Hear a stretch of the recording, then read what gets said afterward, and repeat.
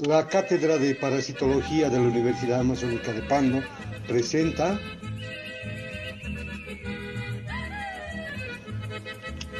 transmisión oral de Trypanosoma cruzi en la Amazonía boliviana.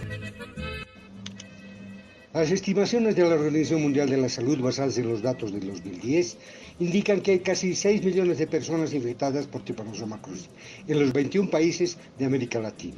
Los países con más casos son Argentina, Brasil, México y Bolivia.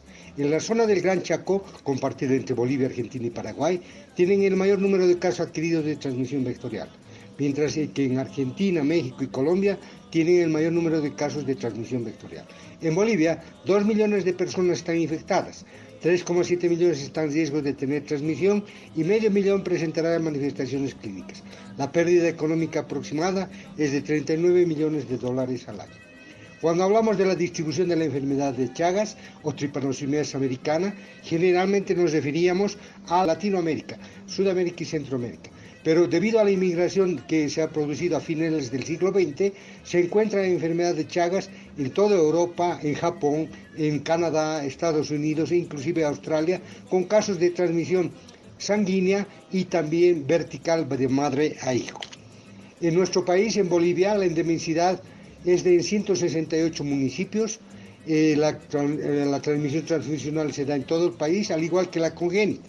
En la zona andina es importante la prevalencia, elevada morbimortalidad, y en la zona amazónica hay baja prevalencia con escasa morbimortalidad. Cuando hablamos de las vías de transmisión, podemos decir que la vectorial es la más importante, de 70 a 90%, seguida por la transfusional 5 a 20% y la congénita de 0,5 a 11,7%. Estos valores han ido disminuyendo directamente en virtud a la lucha que se tiene con el Chagas. El vector, el triatoma, se contamina cuando pica a un mamífero, puede ser el animal o el humano, y se infecta, y luego permanece infectado de por vida.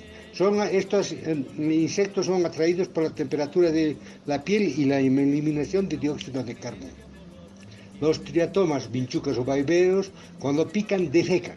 Es en su desinfección que eliminan los tripomastigotes metacíclicos, vale decir que son infectantes y que tienen la capacidad de penetrar el organismo por sus pequeñas heridas o las mucosas. Los triatomas adultos o ninfas de quinto estadio pueden ingerir entre 0,2 a 0,5 mililitros de sangre por picada. Pican en partes descubiertas del cuerpo humano cuando duermen normalmente y el tiempo de succión es entre 10 a 30 minutos. En el laboratorio se puede experimentar con triatominos y repetir este ciclo del cual hablamos. Cuando el tripanosoma pica a un mamífero infectado, puede humano o animal, este ingiere con la sangre los parásitos. Los parásitos y la sangre llegan al abdomen de la vinchuca, se implantan en su mucosa intestinal, cambian de forma y se reproducen, se multiplican y migran a la ampolla rectal.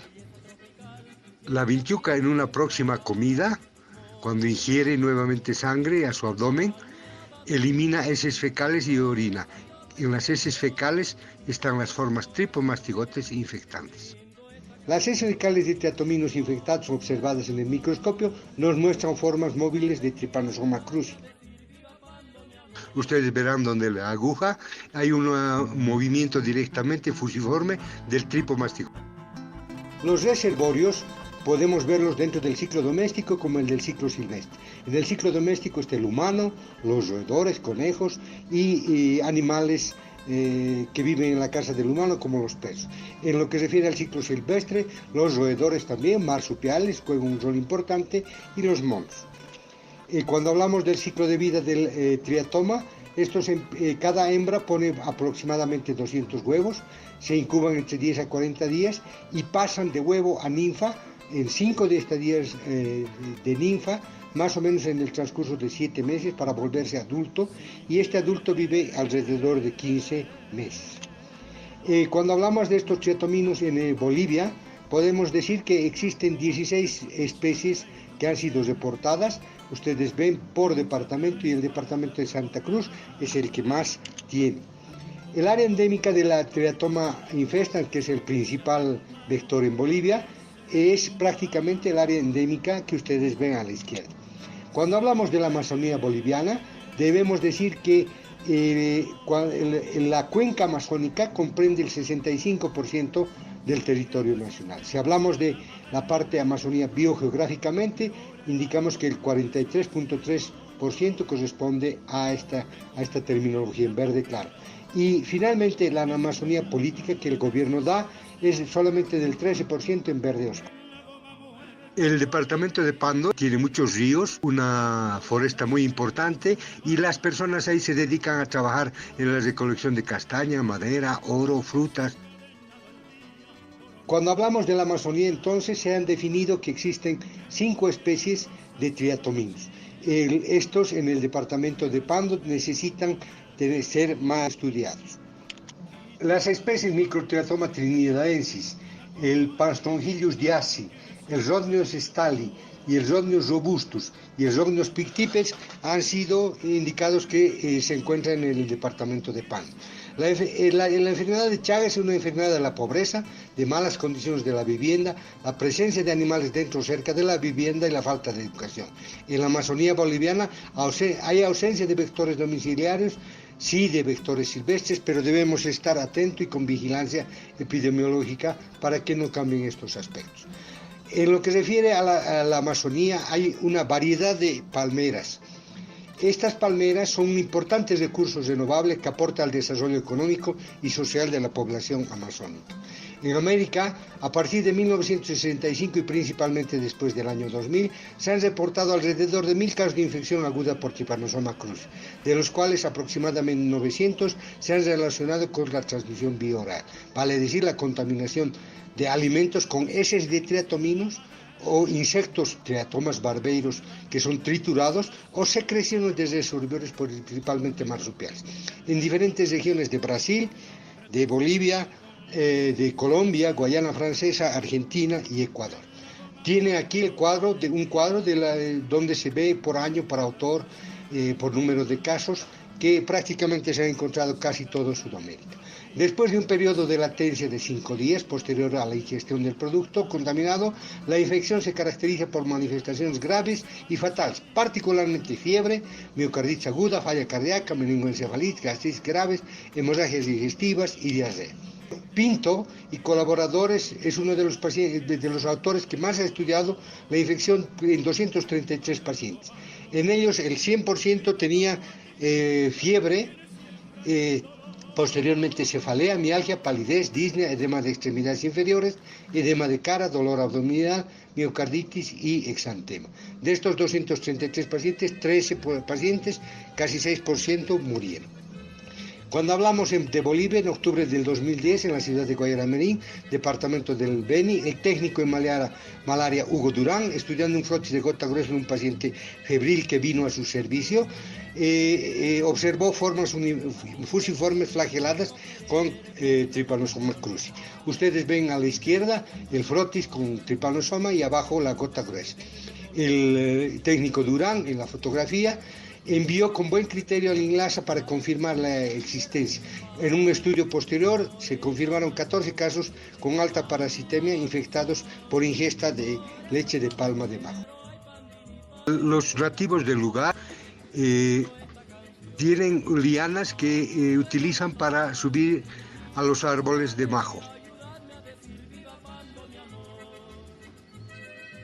En la forma más sencilla,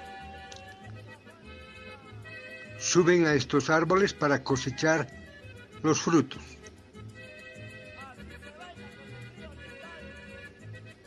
Con el machete cortan todo el grupo de semillas.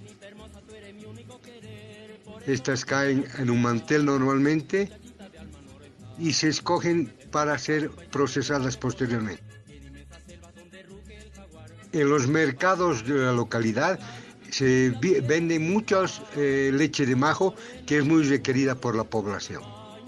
Es un alimento muy importante. Luego de la ingesta de la bebida contaminada, las formas parasitarias, tripomastigotes, aguantan o resisten la lisis proteolítica en el estómago. Se adhieren a la mucosa gástrica y penetran, infectando la mucosa gástrica.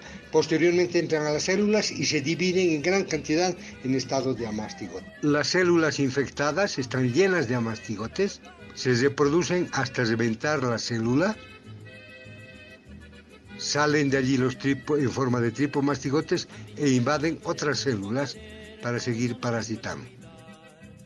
Los métodos parasitológicos para el diagnóstico de Chagas agudo van en orden creciente de sensibilidad. La gota gruesa, gota en fresco, el STROT, el mini STROT, el hemocultivo, el seno diagnóstico y la reacción de pez. Un tubo de microhematocrito se centrifuga, posteriormente se lo muenta como ustedes ven, se le pone portaobjetos y agua y luego se observa entre la ranura, entre glóbulos blancos, glóbulos rojos y el suero. Ahí están los tripomastigotes moviéndose, en caso positivo.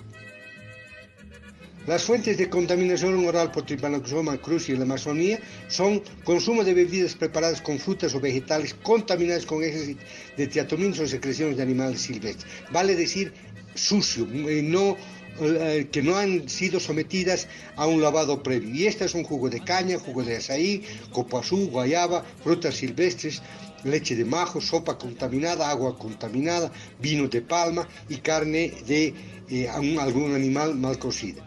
En resumen, podemos tener en el gráfico que existen dos formas de contaminación. Uno mediante la secreción particularmente de marsupiales que contaminan, secretan los tripomastigotes con las heces y pueden contaminar la fruta, y el humano que sin tomar la atención de limpieza e higiene consume estas. También cuando los cazadores consumen carne de estos animales contaminados en forma cruda o mal cocida. Y la otra es con productos como el majo, la caña, etcétera, que tienen las heces fecales del triatoma o al triatoma que está aplastado o comprimido directamente y no se dan cuenta y beben el producto que procesan. Las conclusiones y recomendaciones. Las palmeras son un importante recurso natural de fuente de materias primas que aportan al desarrollo económico y social de la población de la Amazonía boliviana. Aportan en la nutrición como leche, aceite, harina, helados, jugos de fruta, bebidas energéticas, yogur, en la cosmética, produciendo champú, jabón y cremas, en la medicina, en los materiales para vivienda y en adornos. ¿Qué políticas de control y vigilancia epidemiológica debemos realizar para aportar al desarrollo económico y social de la población? Primero, la educación sanitaria en enfermedades transmitidas por alimentos. Las buenas prácticas en el proceso de recolección y procesamiento, comercialización y consumo de productos amazónicos. Y también, lógicamente, con un minucioso lavado de frutas y ensaladas y mediante pasteurización y el tratamiento químico para la eliminación de agentes infecciosos. Se deben mejorar las condiciones higiénicas de cosecha y producción de productos amazónicos, generando una política de mercado sostenible de estos productos. Además, vigilar y controlar el expendio de comercialización higiénica de la leche de majo y otros productos de frutas y alimentos amazónicos. Con base a estos criterios epidemiológicos, clínicos y socioeconómicos, la FAO y la OMS establecieron la clasificación de parásitos transmitidos por contaminación de alimentos en diferentes regiones del mundo, en la cual el Trypanosoma cruzi ocupó el 10º lugar en importancia en el grupo de 24 parásitos.